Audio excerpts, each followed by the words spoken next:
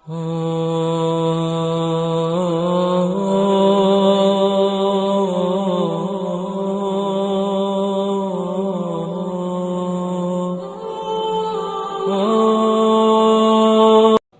يستيقظ كل صباح فيرى أمه، هذا يعني قد امتلك الحياة. لذلك يعني الأم هي الحياة، والبقية تعوضهم الأيام، بقية الناس تعوضهم الأيام. الأخ تعوض الأيام، الصاحب تعوض الأيام، القريب تعوض الأيام، صديقك تعوض الأيام، إلا أمك لا تعوضها الأيام أبدا أبدا، والله لا تعوضها. هي الحياة، هي الأصل، هي المكنون، وهي القلب الذي لا يخون. قد يخونك صاحبك، قد يغدر بك قريبك، قد يطعنك في الظهر صديقك، لكن أمك لا. أمك لا. أمك أنت في الصباح تغضبها وفي الليل تضع عليك الغطاء. أمك أنت في الصباح تتأفف في وجهها وأنت تذهب إلى العمل أو إلى الجامعة أو إلى المدرسة، وهي في الليل تطمئن عليك. على الغداء تسأل هل تغديت اليوم، هل أكلت اليوم.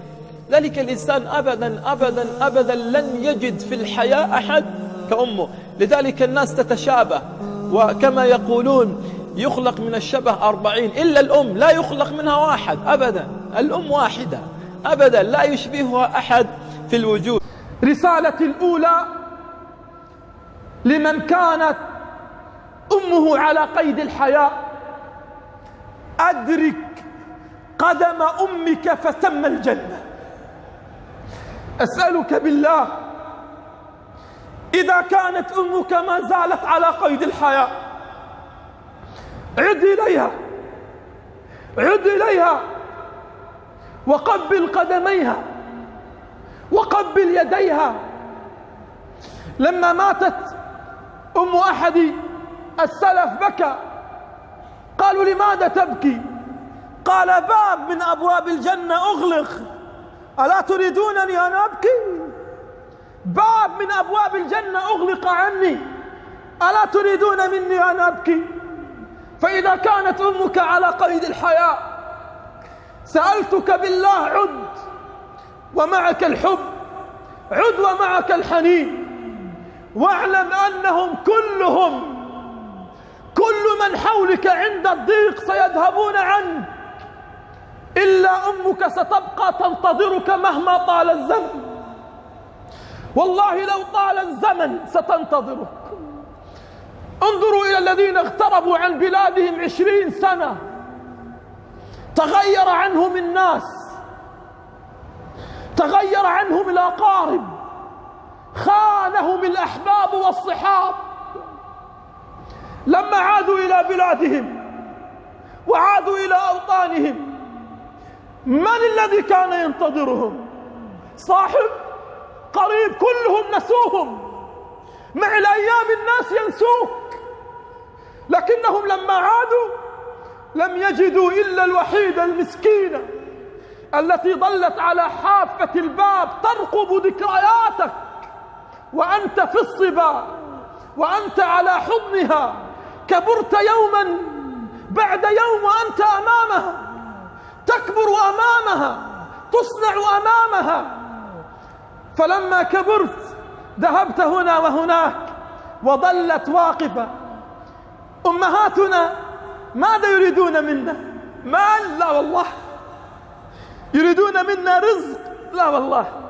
والله إن الوحيدة التي تتمنى لو دفعت بروحها من أجلك هي أمك. كبرنا يا أمي، كبرنا واكتشفنا أن يديك لم تعد قادرة على الإمساك بيدي الصغيرتين لأعبر الطريق،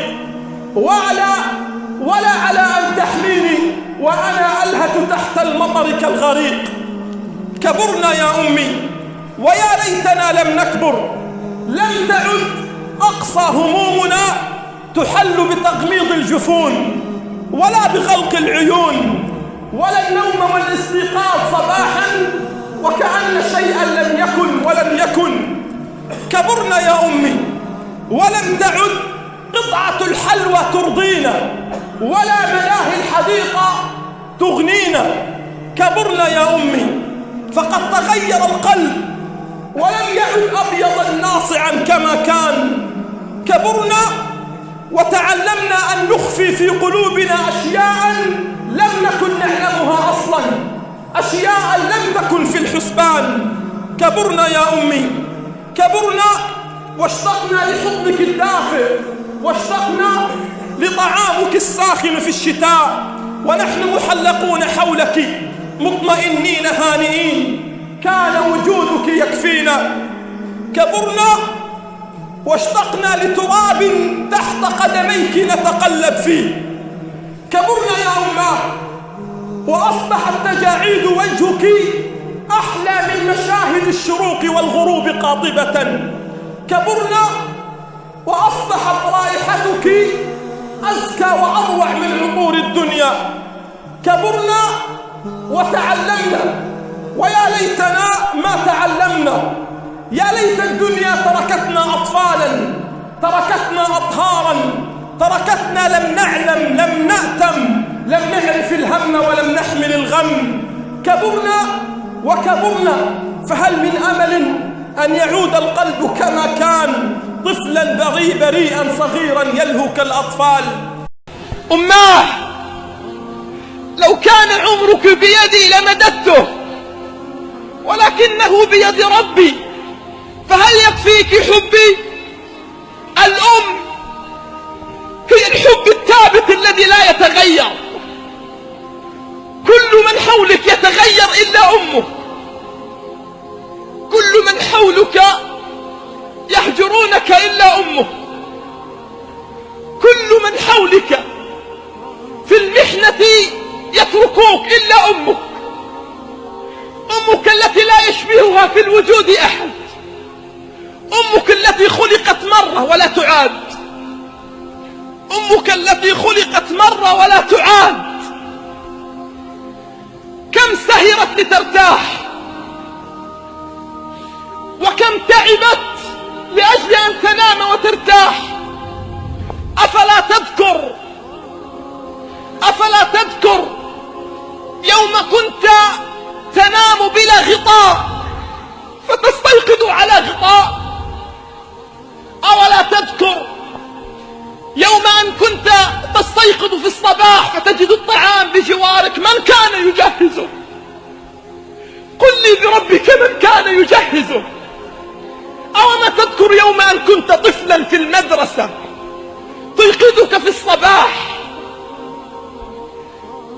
قد استيقظت منذ الفجر حتى لا يفوتها النوم حتى تيقظك، ثم تلبسك الملابس، ثم تغادر فلا تتركك، لا تتركك، تظل ترقب على حافة الباب حتى تصل إلى آخر الشارع وتذهب، فلا تعرف النوم بعدها إلا إذا عبرت الشارع. أنسيت هذا كله؟ أنسيت هذا كله؟ أماه، خذي من صحتي ولا تمرضي، خذي من راحتي ولا تتعبي، خذي من بسمتي ولا تبكي، خذي من فرحتي ولا تحزني. الأم أيها الكرام التي وصى عليها رب السماوات والأراضين، ماذا يفعل الشباب اليوم بأمهاتهم؟ ماذا يفعل الرجال اليوم بأمهاتهم؟ بل بعض الشباب لا يرى أمه إلا في المناسبات، يضع رأسه ووجهه إما في التلفاز وإما في هاتفه. والله بعضنا بل إن لم يكن معظمنا يرى شاشة هاتفه أكثر مما يرى أمه، يقلب الصفحات على الإنترنت أكثر مما يقلب الذكريات والبسمات بجوار أمه. بل بعضنا ينظر إلى الناس وإلى الأصدقاء وإلى الأصحاب، يبتسم في وجوه الناس وزملاء العمل، ولا يعرف أمه إلا إذا عاد إلى البيت يرد عليه السلام أمها